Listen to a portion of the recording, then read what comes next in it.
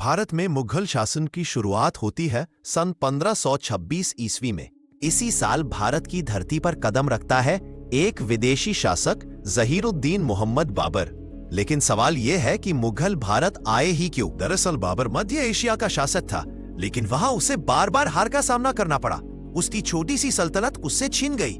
वह एक ऐसे देश की तलाश में था जहां वह एक मजबूत साम्राज्य खड़ा कर सके। दूसरी तरफ भारत उस समय दुनिया के सबसे अमीर देशों में गिना जाता था। सोना, चांदी, मसाले, उपजाऊ जमीन और विशाल व्यापार। भारत विदेशी आक्रमणकारियों के लिए किसी खजाने से कम नहीं था। और तीसरा सबसे बड़ा कारण था भारत की राजनीतिक कमजोरी। उस समय भारत कई छोटे छोटे राज्यों में बंटा हुआ था। दिल्ली पर शासन कर रहा था इब्राहिम लोदी, जो अपने ही सरदारों और सैनिकों का भरोसा खो चुका था। यही मौका बाबर ने पहचाना। बाबर ने खैबर दर्रे के रास्ते भारत में प्रवेश किया और सीधे दिल्ली की ओर बढ़ गया। 21 अप्रैल 1526 पानीपत के मैदान में इतिहास की सबसे निर्णायक लड़ाइयों में से एक लड़ी गई। एक तरफ इब्राहिम लोदी की विशाल सेना और युद्ध हाथी थे, तो दूसरी तरफ बाबर की छोटी लेकिन अनुशासित सेना। लेकिन बाबर के पास था एक ऐसा हथियार जिससे भारत उस समय अनजान था। तोप और बंदूकें। तोपों की गूंज से लोदी की सेना में भगदड़ मच गई।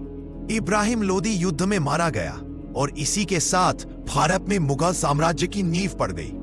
हालांकि मुगलों के लिए भारत पर राज करना आसान नहीं था। बाबर के बाद उसका बेटा हुमायूं गद्दी पर बैठा, लेकिन वो कमजोर साबित हुआ।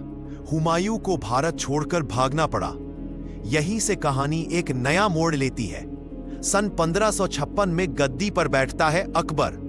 अकबर सिर्फ एक योद्धा नहीं था, वो एक दूरदर्शी शासक था। उसने राजपूतों से मित्रता की, धार्मिक सहिष्णुता अपनाई, मजबूत प्रशासन व्यवस्था बनाई और आम जनता का भरोसा जीता। यही कारण था कि मुगल सिर्फ भारत जीतने वाले नहीं रहे, बल्कि भारत में टिकने वाले शासक बन गए। अकबर के बाद जहांगीर, फिर शाहजहां जिसने ताजमहल बनवाया, और उसके बाद औरंगजेब। मुगल साम्राज्य धीरे धीरे पूरे भारत में फैल गया और लगभग 300 वर्षों तक भारत पर शासन करता रहा। लेकिन समय हमेशा एक जैसा नहीं रहता। अत्यधिक कर, धार्मिक कट्टरता, अंदरूनी विद्रोह और अंत में अंग्रेजों की चालों ने मुगल साम्राज्य को कमजोर कर दिया और धीरे धीरे मुगलों का पतन हो गया।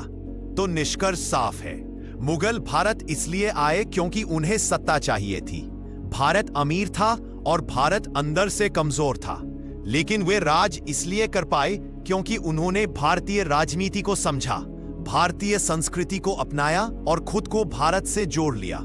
यही थी मुगलों की असली ताकत।